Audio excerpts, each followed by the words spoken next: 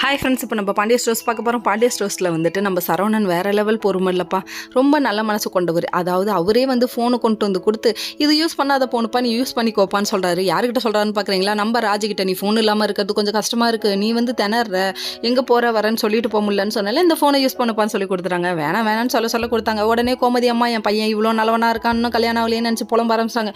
அப்போ தான் மீனாவுக்கு ஜக்குன்னு ஒன்று ஜர்க்காகுது. என்னன்னு பார்க்குறீங்களா? எங்கள் ஆஃபீஸில் ஒர்க் பண்ணுறவங்களோட பொண்ணுக்கு பொண்ணு பார்த்துட்டு இருக்காங்க. நான் நம்ம சரவணனுக்கு பேசலான் இருக்கேன், நீங்கள் சொன்னீங்கன்னா நான் பேசுவேன்னு சொல்லி அவங்க சொல்ல, உடனே இதெல்லாம் என்னம்மா யோசிக்கிறேன், நல்ல பொண்ணாக இருந்தால் மட்டும் போதும், நீ நல்ல குடும்பமாக இருந்தால் மட்டும் போதும், நீ கேளுமா அப்படின்னு சொல்லிட்டாங்க. சொன்ன உடனே சரி, நான் அடுத்த கட்டமாக பேச ஆரம்பிக்கிறேன் அப்படின்னு சொல்லிட்டு அவங்க யோசிக்க ஆரம்பிச்சிட்டாங்க. அது மட்டும் இல்லைங்க, பேசிகிட்டே இருக்கும்போது கோமதி அம்மா வேறு அழுக ஆரம்பிச்சிட்டாங்க. சரின்னு ஊன்னு ஒப்பாரி வைக்காதம்மா, நான் கண்டிப்பாக பேசுகிறேம்மா அப்படின்னு சொல்லிட்டாங்க. அதுக்கப்புறம் பார்த்தீங்கன்னா நம்ம ராஜி வெளியே போய் நிற்க வண்டி சத்தம் கேட்டு போய் நின்னாங்க. கதிர் வெளியே இருந்துட்டு, எதுக்கு ட்ராமா ஆடுற, இதே ஒரு வேலையாக வச்சுருக்க, பாசம் இருக்க மாதிரி நடிக்காது, அப்புறம் ஏன் உன் வீட்டில் உள்ளவங்க நம்பிக்கையெல்லாம் உடச்சிட்டு நீ ஓடி போனேன்னு கேட்குறாரு. சும்மா நெருக்குன்னு கேட்குறாரு. இவர் கேட்ட கேள்வியில் நமக்கே கொடூரமாக இருந்தது. இதெல்லாம் பார்க்கும்போது நம்ம ராஜி கொஞ்சம் ஃபீல் பண்ணியிருப்பாங்க. சரி விடுங்க, ஃபீல் பண்ணாங்க, இவர் பேசுறது என்ன புதுசா அப்படிங்கிற மாதிரி நினச்சிட்டு அவங்க உள்ளே கிளம்பி போயிட்டாங்க.